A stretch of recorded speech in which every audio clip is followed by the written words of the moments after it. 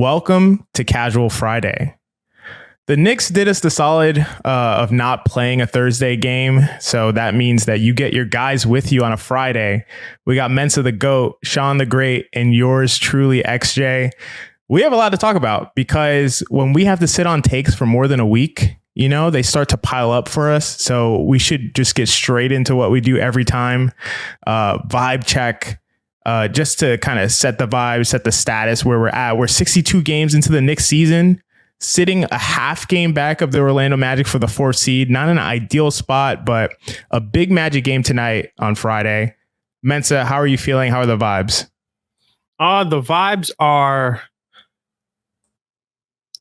loading, is what I'll say. We got a really good injury report from, I think it was Chris Splashed, or basically all the beat reporters are on top of this, where OG Anunoby is playing 5-on-5 basketball, so he's on his way back. Mitchell Robinson wanted tips to tell everybody that he looked great. So the vibes are loading, man, because OG Anunoby's on his way back. Mitchell Robinson is on his way back, and we know Julius Randle is coming back. So a lot of these Knicks basketball games has kind of just been, you know, you're watching the Knicks because you're a Knicks fan, but this team that we're watching right now is almost, I don't want to say irrelevant because we've been seeing some really good developments and troubling developments, depending on which player you're talking about. But right now the vibes are loading. Vibes are loading. I love that one because of everything that you said. And it's like, can it load a little quicker? let's hurry up. Let's get this loading going. Let's load. Let's not buffer, right? Yeah, please. But I think that's right on point. Shawn, how are you feeling? How are the vibes on your end? For me, the vibes are fortunate. And I say the vibes are fortunate because on January 27th, the New York Knicks were 29-17 after having put the foot in the asses of the Miami Heat at Madison Square Garden. And we all know what happened at the end of the game. Jaime Jaquez Jr. put Julius Randle in the armbar, and he has not played a game since. The New York Knicks are now 36-26. So the Knicks have gone 7-9. Shout out to Jeff Fisher. So the fact that the Knicks, without OG Anunoby, without Julius Randle, without Jalen Brunson for stretches, on days when we were literally playing we had 7 NBA players. When we were playing Precious Achiuwa 45 minutes, we were playing Josh Hart 47 minutes. When we were playing, where I was at a game where I saw Charlie Brown Jr. and Obi Toppin on the floor at the same time. You did not see Obi Toppin on the floor, but you saw a Toppin on the floor. Excuse me. Jacob Toppin. When I saw Jacob Toppin and Charlie Brown Jr. on the floor at Madison Square Garden, and it was not garbage time.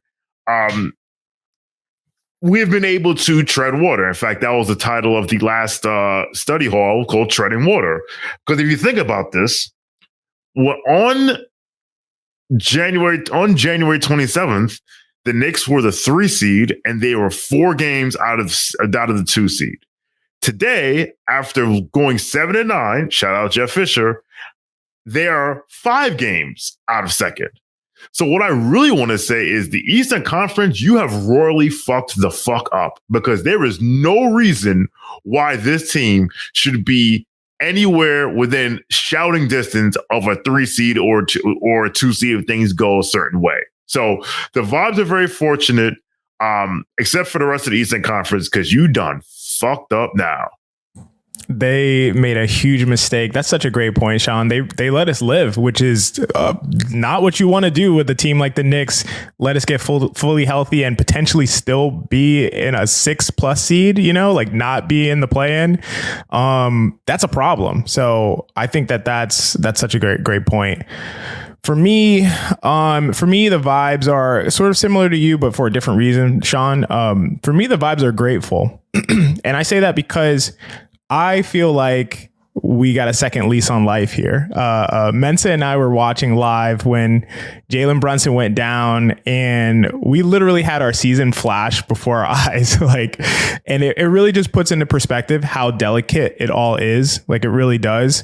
Where one completely random injury in the first minute of a random game, and then poof, your season's done. It's gone. Pack it up. Like, what are we doing this offseason? And, you know, in the back of our mind, we all know that's possible. Like, we all know that could happen, but we don't think like, oh, it's going to happen to us. You know what I mean? I looked it up right before we jumped on. There's 2 million car accidents a year, but we never get in our car like, oh yeah, we're probably gonna get an accident today. Like you know, you're worried about meetings you have at work or like an argument you got into with like your friend or your spouse or something like that. But we're not thinking about these kinds of like worst case scenario things that could happen. And obviously this is the context of basketball, but the point is that it just makes you feel grateful when you feel like the worst that could happen did happen. And then you realize like, oh wait, it didn't happen. So that's how I'm feeling. And to that point, I also feel like you realize kind of like even more than you did before, how important Jalen Brunson is to this team, because Jalen Brunson getting hurt is not like Darius Garland going down for the Cavs. It's not like Karl Anthony Towns going down for the Wolves, who I think the Wolves will still actually be better than people think without Towns. And, you know, it's on that same note, it's not like Julius Randle going down. Like Jalen Brunson going down is Donovan Mitchell going down. It's Anthony Edwards going down. It's that you can't win without that guy at all to any extent. So I don't know, you know, it's something we already know. Like we already have this like awareness, like rationally, but like you don't always experience the feeling of like, oh yeah, we really need that guy. And it just forced us to experience that feeling. So for me, the vibes are grateful. Yeah, and to piggyback on that, XJ, like I made a joke when I think it was one of the games where we were missing OG and Julius, obviously, and missing Brunson when the announcement came. And I said, now I know how it feels to be a Grizzly, because this has been the Grizzlies' life basically for the majority of the season. And when you watch these things from afar, you're like, you don't really think it happened to you, and then one day it happens to you, right?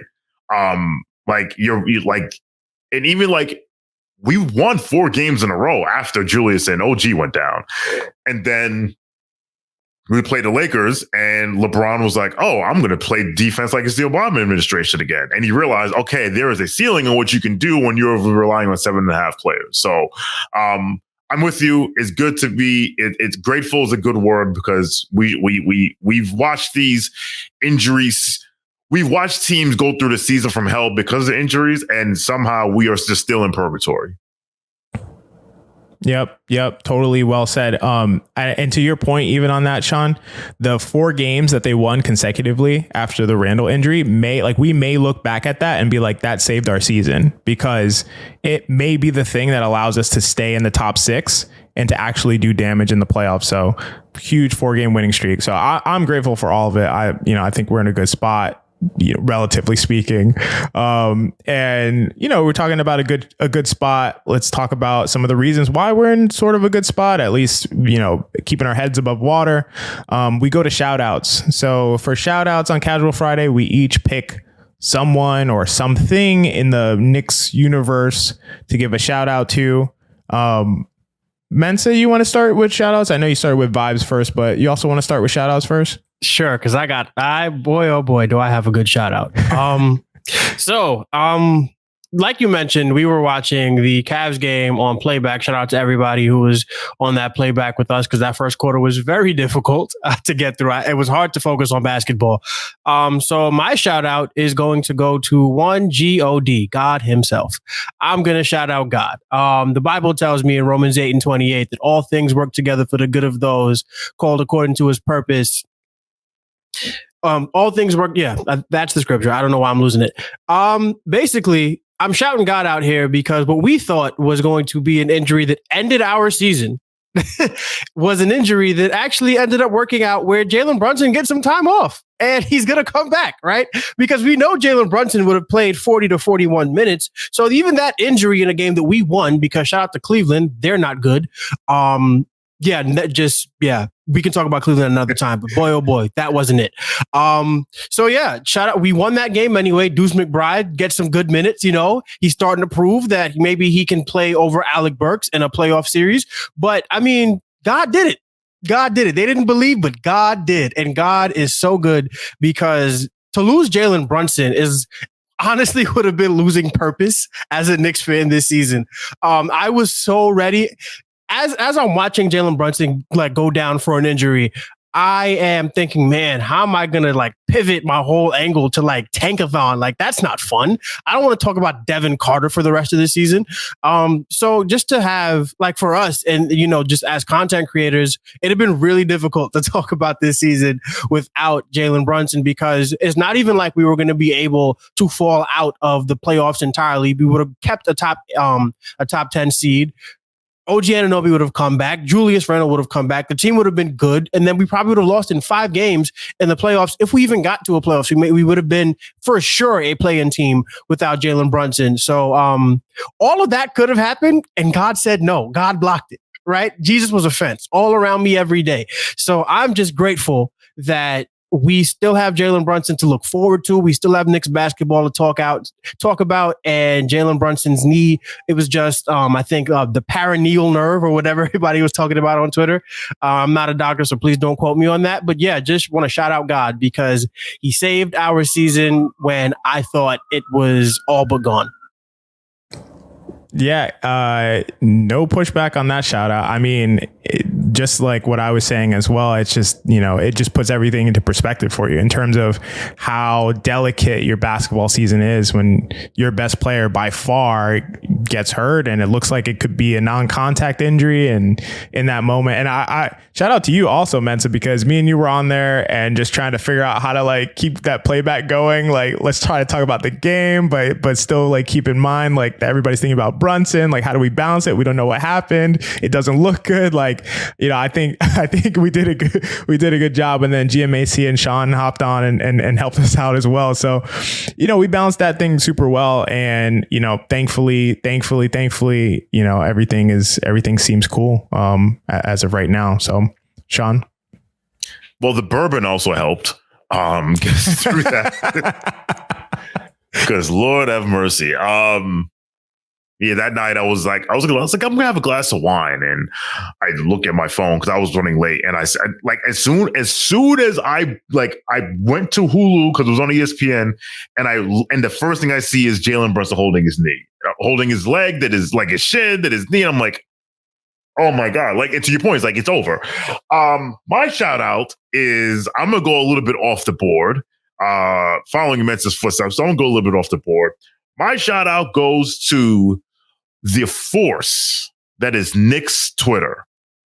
Hear me out. So, as I said earlier, we have over a 16 game stretch won 7 games. We've won 7 of our last 16 games, and we all know Knicks Twitter can coalesce around any and everything and find something to bitch and complain about, no matter if it was an act of God, an act of Satan, a complete accident, something that was completely unpreventable. That's what Knicks Twitter does. And I can say that because I'm part of Knicks Twitter. But as I noticed, the conversation on Knicks Twitter was there were less spaces, there were less game discussion. You would see spaces of people discussing things, you know, other than basketball. And then you would see people complain, or not complain, but talk about on Twitter like, hey, how come you're not talking about the games? How come you're not talking about basketball? What's going on? And the consistent content creators on Knicks Twitter would say, and I'm paraphrasing here, like, we suck, ain't shit to talk about. Like, this team is not the team that, if all goes well, this is not the team that we'll be rooting for in a month. So none of this shit matters. And even I'll give a shout out to some of the creators who tend to lean on the negative side or tend to lean on the more quote unquote toxic side. They're like, yo, like we're not learning anything for this team. We're not learning anything about Tom Thibodeau. We're not learning anything about this team. Like, Precious Achiuwa, when we have our team back, is not going to play 45 minutes a night. Bojan Bogdanovic isn't going to be playing 27, 28 minutes a night, or like 12 long 12-minute stretches. Like, none of this matters. And I also want to give Knicks Twitter a shout out because they found something to fill the airtime. I want to give a shout out to my man Deej, aka King Deej, who came up with the concept of Knicks at Night Court, where people very playfully, and that's we have to keep that in mind, were prosecuting Knicks fans who were caught wearing gear of other teams, particularly of rivals. I am not going to shout out who was prosecuted because we don't believe in double jeopardy, and they have already had their trial, and they've already served time and paid their debt to Knicks Twitter Society. But it was absolutely fun. I have not had that much fun on Knicks Twitter in so long. Most of the community recognized that as well. There were some people that are complaining because there were some people always who complain. But again, it was fun to see the community coalesce and find something to talk about and also realize like, yo, the product that we're seeing is not going to be the product that we see in April, and hopefully May and June. So big shout out to Knicks Twitter. We are unrivaled on that app. We are LeVar Ball status. We never lost, and it made me proud to be a Knicks fan because and listen, when you see other fan bases start doing this, you just remember where they got it from. They got it from us first. I've heard that there are rumors that a certain fan base below the Mason-Dixon line, all at the end of I-95 was thinking about copying that. And of course they would, because I mean, they copied our whole style. I mean, they took our head coach. So there you go. Well, shout out to Knicks Twitter. Couldn't have said it better, Shawn. You know, obviously Knicks Twitter, the most even keeled, mild mannered, super chill, laid back bunch of people that you can find anywhere on social media. So, but no, that's dope. And, you know, luckily nobody saw me in my Obi Toppin Pacers jersey because I got off scot free on that one. For my shout out, I'm going to go to, you know, a little bit more normal, typical mainstream. I'm going to go with Josh Hart. And it'll be quick, but I do want to give the shout out to Josh Hart. Over his last 10 games, on a per 36 basis, he's improved his scoring, his offensive rebounding, his defensive rebounding, his assists, and his steals while maintaining his turnover rate, despite playing a ridiculous, you ready for this? 41.2 minutes per game. And I did a little calculation. That means he's playing 86% of every game, which would be the equivalent of a starting pitcher in baseball pitching 8 innings every time out and somehow increasing their effectiveness. Like that it's absurd. On top of that, he's shooting 39% from 3 compared to his 32% season average. And that's also on an increase of almost 1 3-point attempt per 36. So he's shooting with more volume and way more accuracy. His EPM chart is looking like the Bitcoin price chart. It's on a steep incline. It's going straight up. And it's at a time when they've needed it most to even be in games. They've needed this level of Josh Hart to even compete. And he's done that. And I've been hard on Josh Hart at times this season. And you know, I have argued with people, you know, even GMAC has been kind of a Josh Hart defender at times. And I'm like, yeah, this guy's he's not up to standard. And, you know, but I tell it how it is. Like, I would just keep it real as much as I can in terms of what I believe in. He hasn't played well. He hasn't made shots, and he hasn't been even the level of energy guy that we know him to be. And, you know, he's been last year. And over this recent stretch, he's kind of reverted back to that guy. And I never lost faith in Josh Hart and thought that he wouldn't show up, but it's really good to see it happen. And it's really good to see all of that come to fruition. So big shout out to Josh Hart. One thing I want to say, what happened to his knee soreness? Like, wasn't there a report earlier this season that was like, oh yeah, he deals with this every year, and like you have to manage his knee or something? It's like, that's gone. There's his knee is fine. This guy's playing, he's pitching 8 innings every night. I don't know, but whatever. I'm happy that he's able to do it and hold it down while guys have been in and out of the lineup, and hopefully he stays healthy for the rest of the season. So shout out to Josh Hart. Anybody want to follow up Yeah, follow up. The knee soreness thing is hilarious because he did. Yeah, there was an article that came out, or like a report that came out, that every season he deals with knee soreness, and he started to feel it earlier because he had the summer games and everything. Yeah. He probably just sat down with Tom Thibodeau, and Tibbs was like, "Listen, that knee soreness, cut that shit out." Cut that shit out. He said, "Josh, how's your knee?" He's like, it's kind of sore. Josh, how's your knee? I mean, Josh, how's your knee? It's good, coach. I'm good. Good. That's what I want to hear. But to your point, Josh Hart being able to shoot changes literally everything for the Knicks, because right now we're relying on him to be this 45-minute a game road warrior.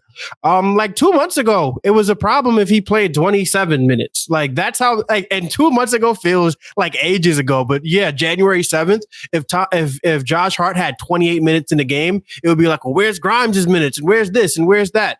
And he just stepped up to the plate and had a 47-minute game and then followed it with the 45-minute game. This guy is unreal. Great shout out to Josh Hart. Like, I think it's a really good shout out just because he has stepped up in ways that nobody saw coming, especially considering that he didn't really, according to him, have much of an all-star break. I mean, I follow Josh Hart on Instagram. I think he was in Miami. I don't know. I could be wrong, but he did look like he was enjoying himself.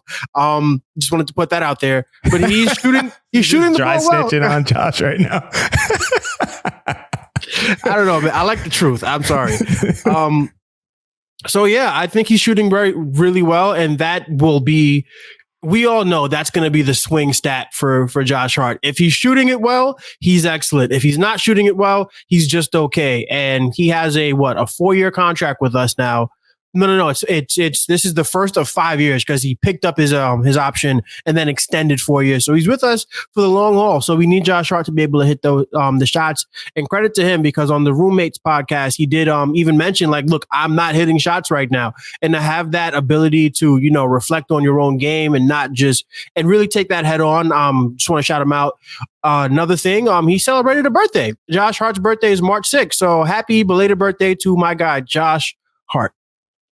Yeah, great point. And just to clarify that contract, so he is, you're right, he has this year and then a 4-year extension, but the last year is a team option. So only obligated to Josh Hart for the next 3 years after this one. And if as long as he continues to play the way that he has, and especially in playoff situations, when the games get high leverage, if he brings that energy and is able to hit shots and not afraid to shoot them, he's going to be worth it for sure, and potentially worth even more. So I just totally co-sign that. Let's jump over to our next segment, Why So Unserious? So for this one, we typically make a choice of whatever person or entity around the Knicks that has been most unserious since our last Casual Friday. For this one, I'm going to start it off and then Shawn can go next. So for this one, I got a little bit of a rant on this one. I don't know how it's going to come out, but I feel strongly about this. I'm always down for a good XJ rant. Let's go. Let's see. I mean, my Why So Unserious goes to, it's probably not what you're thinking. Goes to Isaiah Hartenstein's Achilles. And so I'm just sick of this unserious ass Achilles. Like it's really hard to quantify this, but Isaiah Hartenstein has absolutely not been himself, especially defensively.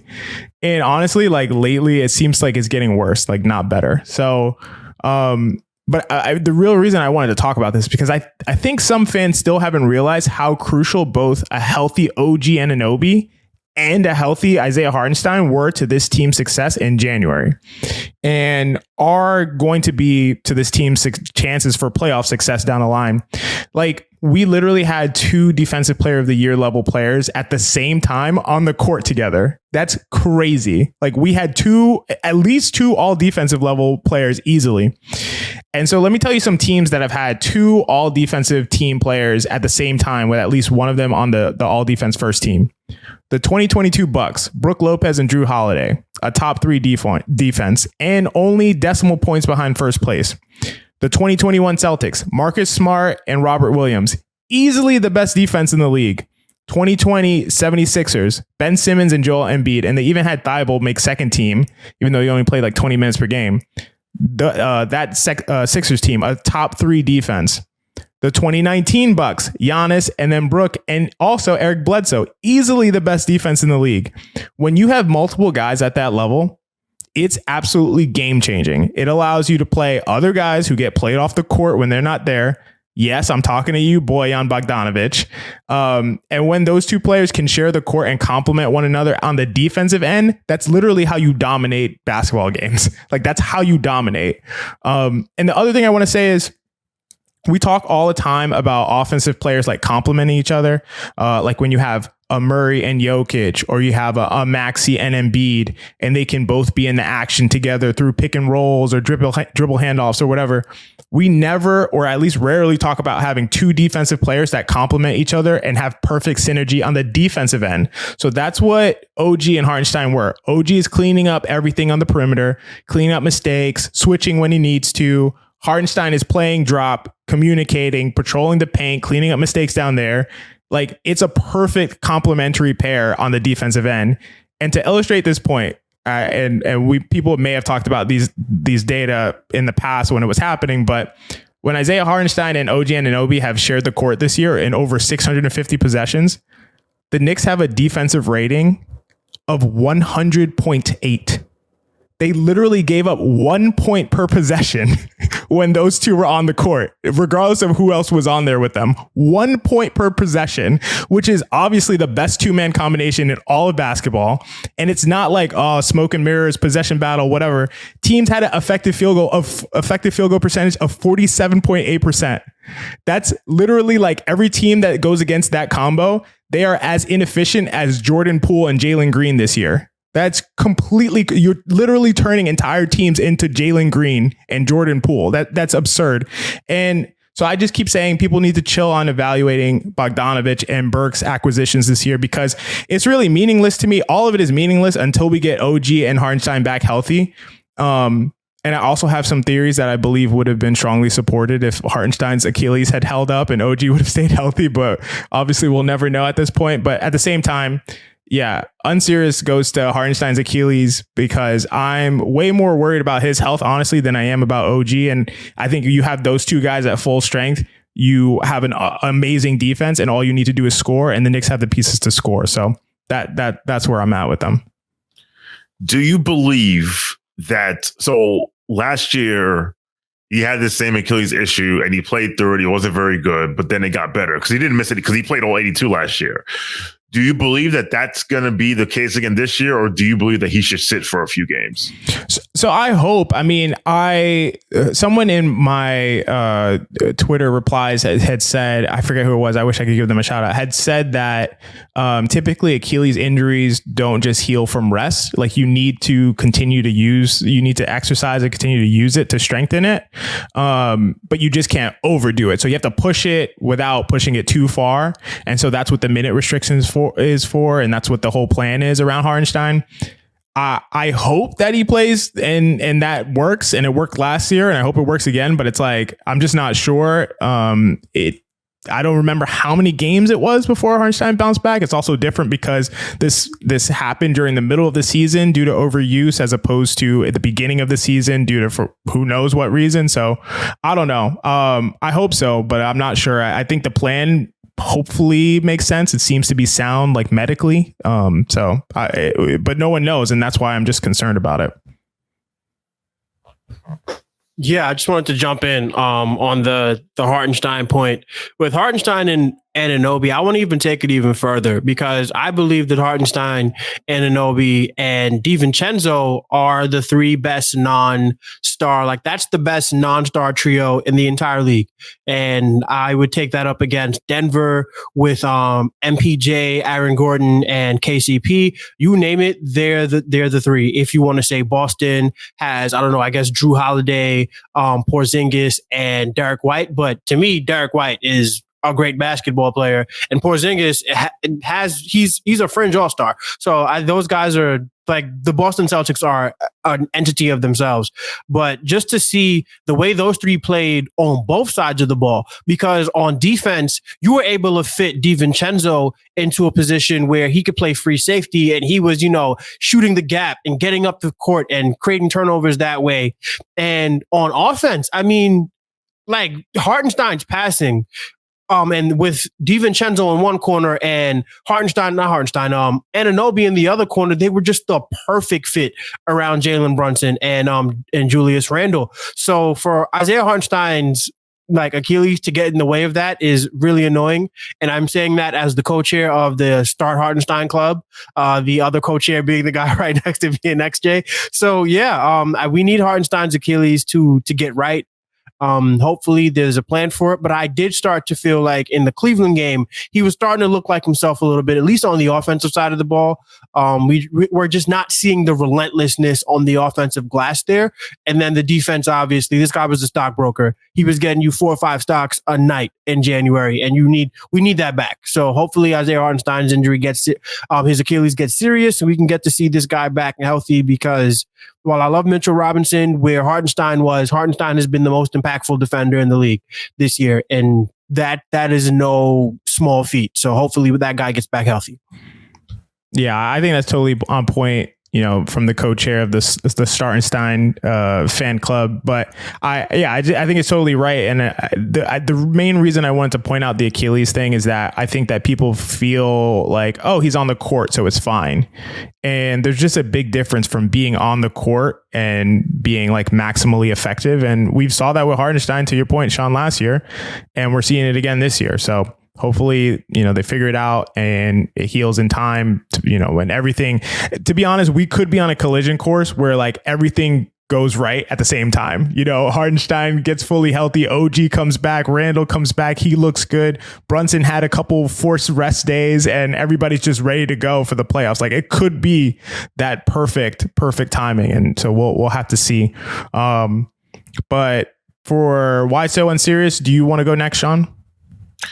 Yeah, I'll go next. So my Why So Unserious is not a New York Knicks player, is not a New York Knicks coach. It is not the body part of a New York Knicks player or anyone involved with the New York Knicks organization. No, my Why So Unserious goes to someone who plays about 800 miles west of Madison Square Garden, and that is one Evan Mobley. Because you see, yes, Mr. Mobley, Shawn, yes, I love it. I am here for it. Please, let's get it. Yes, Mr. Evan Mobley. After the Cavaliers loss at home to the shorthanded Knicks, who ran a lineup at one point of Josh Hart, Precious Achiuwa, Deuce McBride, who played 47 minutes more than I did. It doesn't matter the lineup. In the post game interview, he said that he believed that the Brunson injury kind of lost focus after the Brunson injury, and it stopped their momentum. That's what he said, and he was fried by Knicks Twitter and by Cavs Twitter, because the question was, how does the other team losing their best player cause you to lose momentum? Usually, when you see your opponent's best player go down, while you don't celebrate injury, you will recognize the opportunity that has been afforded to you, because now you're looking at a team that, again, is relying on Deuce McBride, Josh Hart, Precious Achiuwa, Jericho Sims, and Bojan Bogdanovic, Alec Burks. I know there's some I'm forgetting off the top of my head.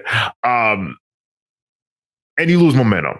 And the reason why, and you lose momentum, and I guess that loss of momentum is what caused Mr. Mobley to fail to take advantage of being guarded by one Josh Hart, who was 6'4" in the post, and decided to pass it out for an open 3-pointer. And the reason why I am being so harsh, and I'm not going to be disrespectful, because Evan Mobley's a very good basketball player. I think he finished number 2 for Defensive Player of the Year last year, which in your second season is nothing to sneeze at. And honestly, this is not really his fault. The problem is I was told this gentleman was Kevin Garnett. That's what I was told by certain people in the basketball media and some people respected names of basketball Twitter. I'm not going to say Bill Simmons' name out loud, but I was told that this gentleman was Kevin Garnett. And I said, you know what? Let me look to see what Kevin Garnett has accomplished. And so I went on a little site called Basketball Reference, and I compared the two. And I compared Evan Mobley's third season to Kevin Garnett's third season. And shocking and somewhat shockingly, their numbers are somewhat similar. Kevin Garnett averaged 18.5 a game to Evan Mobley's 15. Rebounds, 10.2 to 9.6 for Mobley. Assists, 4.2, 3.1 for Garnett. Steals, 1.7 to 0 to just under a steal a game from Mr. Mobley. Mr. Mobley shoots 58% from the field and 31% from three, whereas Kevin Garnett shot 49% and 19% from three. But then again, this was a different game, right? So you say, like, you know what? Hey, numbers wise, they're pretty similar. You know, maybe he is Kevin Garnett. Until you realize that by the end of his third season, Kevin Garnett had already won Rookie of the Year and was a 2-time All-Star and was 2 years away from being second MVP voting. Something tells me that Evan Mobley will not be second in MVP voting in 2 years. I'm going to go out on a limb. Now, this does not mean he's a bad player. This does not mean he's a bum. This does not mean that, again, he was second in Defensive Player of the Year. And we actually saw shades of that on Sunday night when he didn't have anyone to guard and he could just roam around and play that free safety role. He is a problem on that side of court. But Mr. Mobley, and listen, I believe in what Mike Breen said. He says, he would never say anything about a player that he would not say to his face. So to you, Mr. Mobley, I would say, I think it is unfair that you were deemed the next Kevin Garnett before you ever dribbled a ball on an NBA court in a game that counted. However, sir, I need you to be better because, listen, the Cleveland Cavaliers bet on your development when they made that Donovan Mitchell trade. That Donovan Mitchell trade was a bet on your development. And I have two friends here with me who are right up here who believe that the Cleveland Cavaliers traded the wrong big man in Lauri Markkanen and kept you. Now, while I will not go that far, I understand where they're coming from. But Mr. Mobley, if you're going to be the star in this league that many people believe you to be, including the Cleveland Cavaliers, who took you at number 3, the injury of the other team's best player cannot take you out of your game. So much to say here, as that was very eloquently said, Shawn, and perfectly encapsulated.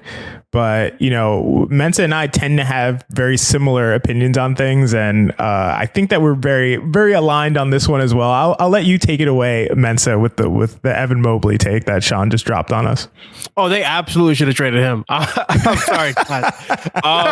It's pretty obvious they should have traded him. Lauri Markkanen would have been the perfect co-star to Donovan Mitchell and to a lesser extent Darius Garland.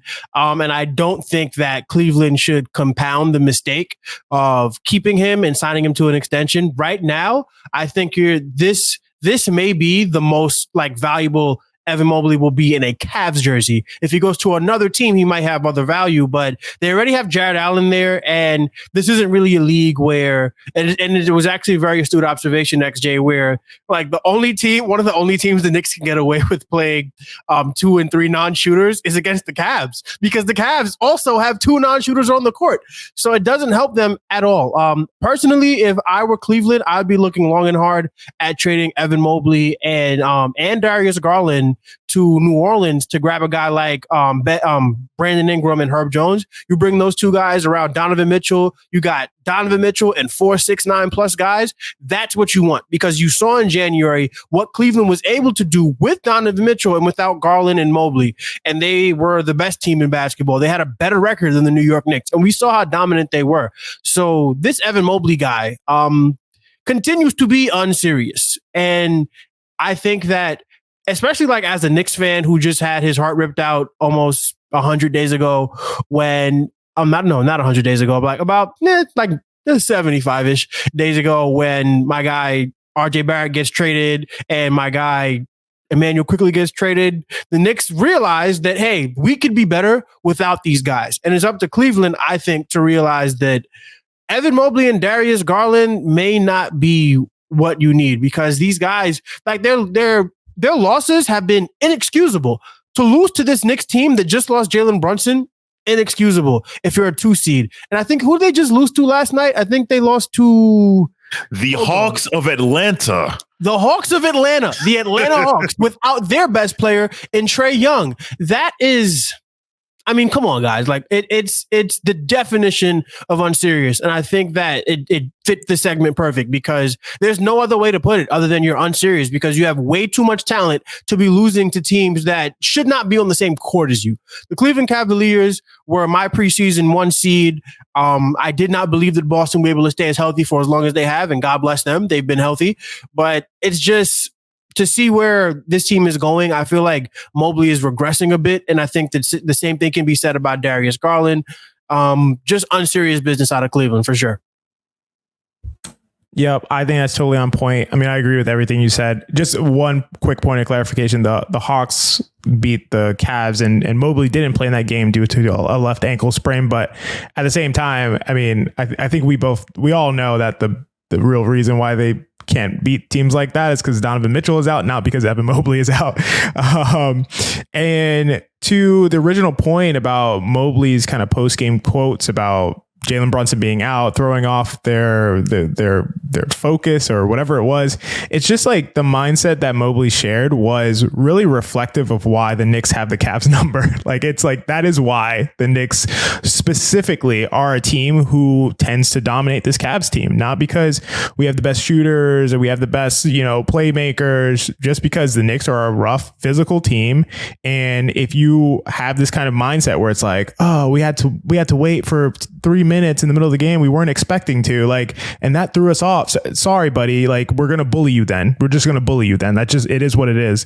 And then to your point again, Shawn, about the comparisons to Kevin Garnett, it's like, those hyperbolic comparisons are crazy. I personally believe that Mobley has been able to have the defensive impact that he does because he gets to roam around the court, because he's not constantly protecting the rim, because Jarrett Allen is there to do that. So you have this guy who's extremely skilled and talented defensively for sure.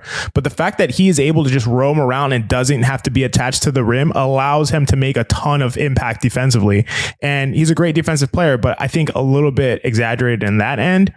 And then I wanted to say, GMAC and I kind of went through on a Patreon podcast last year and talked about who the real MVP was every year. So basically saying who the best data suggested was the MVP for the last 20 years. Couple of things that we learned among them is that Kevin Garnett is underrated in terms of the last 2 decades of basketball, how good he was.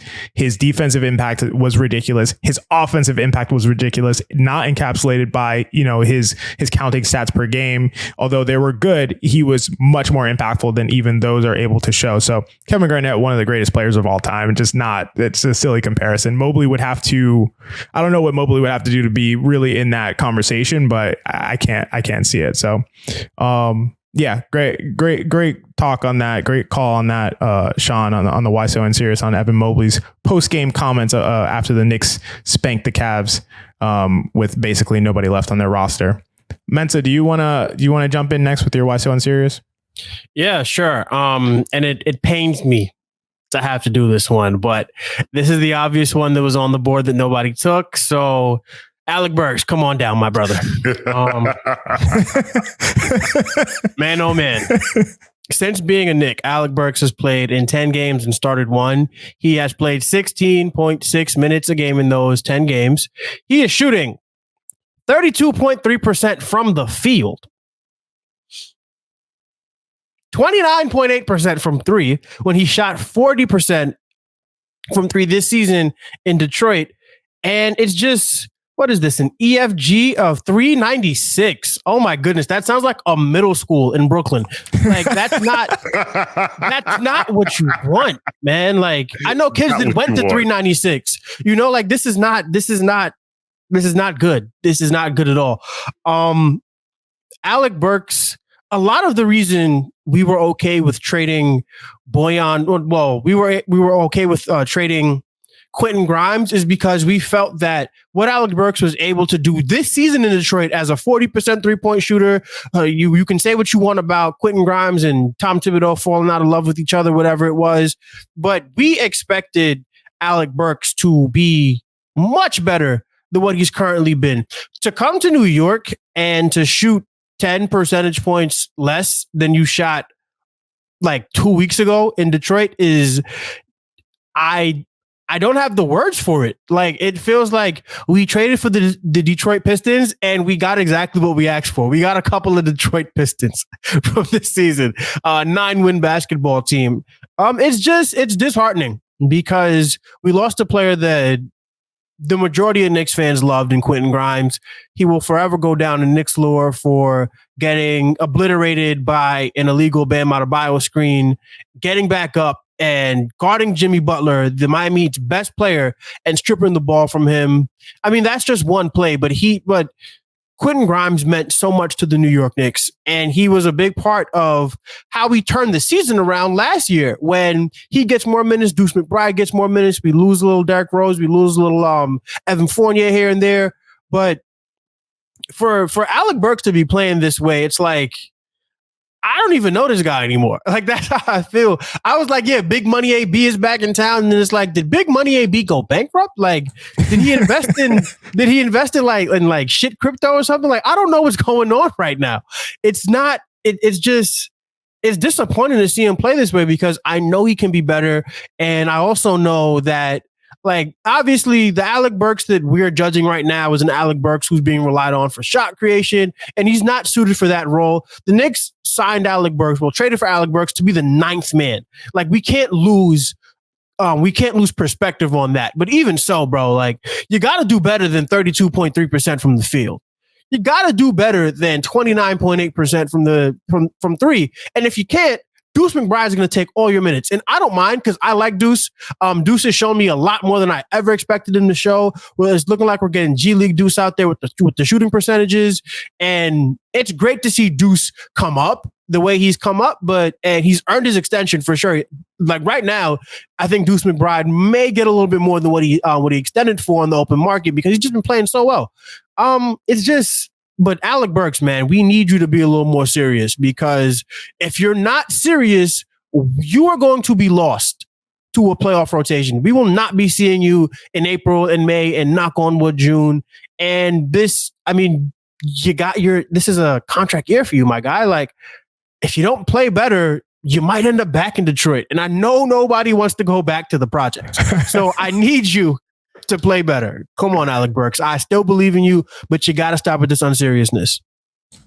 Yeah, it's a great call, Mensa. Definitely warranted for how Alec Burks has played because I mean, I've been on the case of Burks is being wrongly deployed, essentially asked to be a playmaker, and that's literally nowhere near what he is at this stage of his career. Really, even the last several years of his career, he is not a playmaker. He's a play finisher from corners, from the corner 3 land.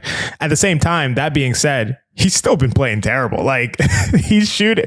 I don't think people realize. You mentioned his effective field goal percentage, in a very funny way, what it is. But he's shooting 40% at the rim on the season.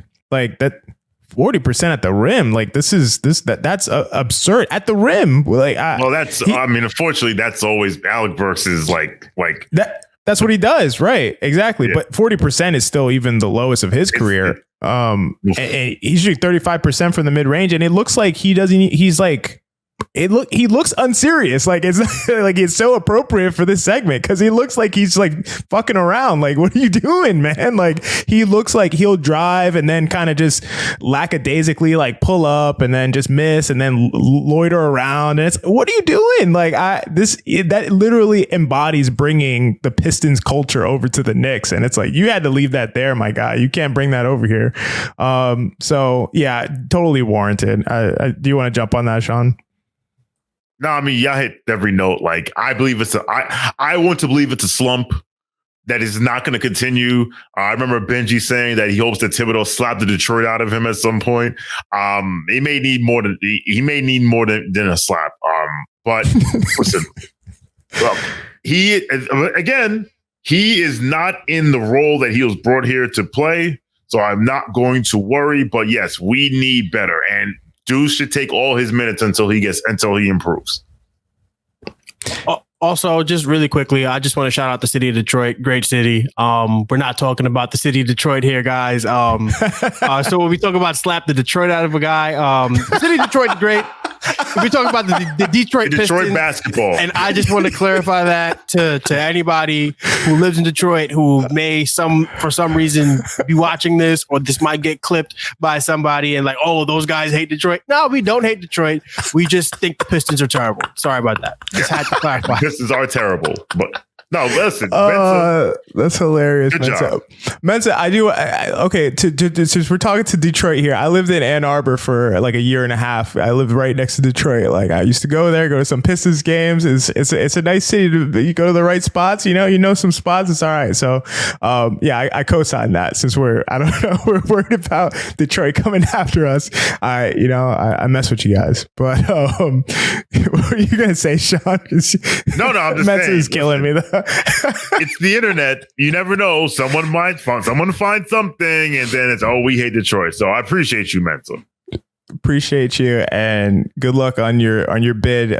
Andrew, GMAC just chatted us that Mensa's running for office. So good luck on your bid this year. We need you actually at this point. Well, we ran through our list, our agenda. Good conversation as always. Always jam packed. Something I noticed, guys, is that our Why So Unserious segment is like half the show, and then everything else is the other half. So we have to have a lot of shit to talk about. People being unserious, which is very funny, but fitting for us. And we are the three on Casual Friday. Thank you for joining us.